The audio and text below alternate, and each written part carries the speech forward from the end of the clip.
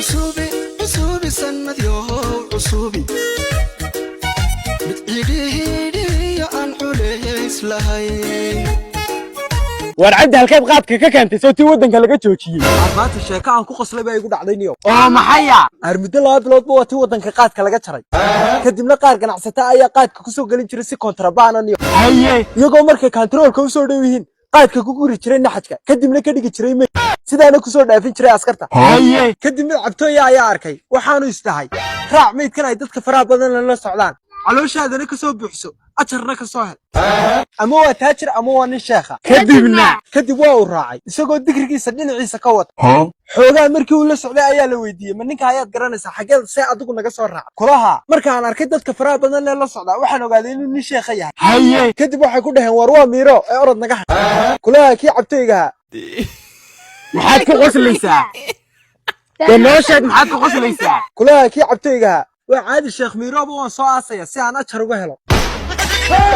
kadib waxay ogaadeen inuu ninkani cabsan yahay oonu waxba fahansanin qaadkiina way soo siiyeen aniguna waan ka qaatay markaa maxaa kaaga dhacay dhabarka Victor maalin dhaweyn anigoo shaqada ka yimi ayaan gabadhayda ka shakiyay inuu la joogo kadib guriga ayaan baadhbaaday kadibna ugu dambeyntii waxaan eegay dariishada ama daaqada waaba nin si cararaya oo shaatigiisana xidhanaya kadib intaan xanaaqay ayaan talaagad faranjeer meesha taalay uga tuuray daaqada xoog kadib saasay feedhu igu xanuunay ka waran listenka waro maxay ninka saani walaadna maxaa kugu dhacay Victor waxaan xilmaamay ina saacada ku buuxisto xilligii shaqadayda haye waxaana ka daahsanaa shaqada banaanka ayaan orod uga soo baxay anigoo shaatigeyga xidhanaya waxaana igu soo dul dhacay talaagad faranjeer xagga sare laga soo tuuray sidaas ayaa dhabarkayga xanuunay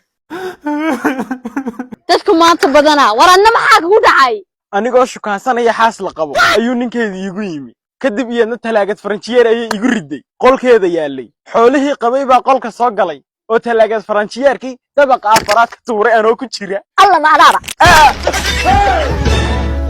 waxaanu cilaajka ka codsanaynaa in cabdi la noo soo daayo sababta ah uu caafimaaday sidaas ayuu ku caafimaaday fasaxayaati ugu dambeyn cabdi waa lagu soo daayay ها ولا يسوداي لكن maxaa ku qorshaysan cabdi inaad ka shaqaysid maadaama xorriyadaadii heshay intaan meesha ku jiray oo dhan baa ka fikiraya shaqada ka shaqeynayo waana qorshaysan tahay aniga ayaa og waxa uu rabaa in uu gaari wado maya inuu ganacsado noqdo ayuu doonayaa maya jooga shaqadaydu waa ay ka weyn tahay midaad moodaysaan noo sheeg waxaana weeyaan inaan cilaajka waardiyihiisa noqdo oo ilaaliyo miyuu iska xidhnaan haddii uu meeshii uu shaqo ka doonayo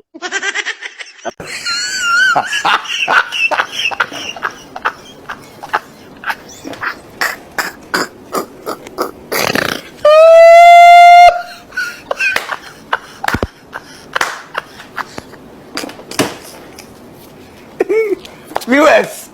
apologize. I'm continue.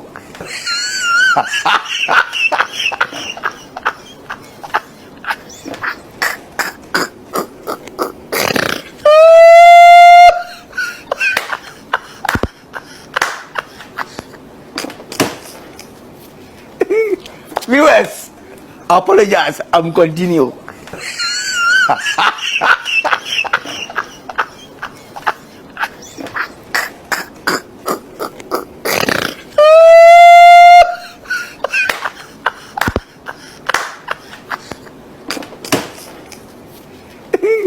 Viewers,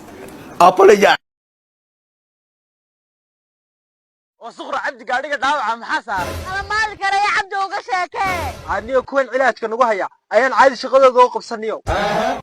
maalmaha kamida ayaa waxay soo dulmaray kii cilaajka nagu hayay kadib igu yiri maxaad dhaqaysaa anna waxaan ku yiri bisada ayaan u dhaqayaa soo diga arkaya kadibna yiri maanta ayaad dhaantaa maalinka dhalatay ee sidaa bisada ugu dhaq kadib uu i dhaafay isagoo isla uu caafimaaday uu sii doon doontaa maanta cabdi haye kadib saacada kadib ayuu igu soo noqday anoo wada dhiiga oo maxaa dhiiga ka keenay ii sheeg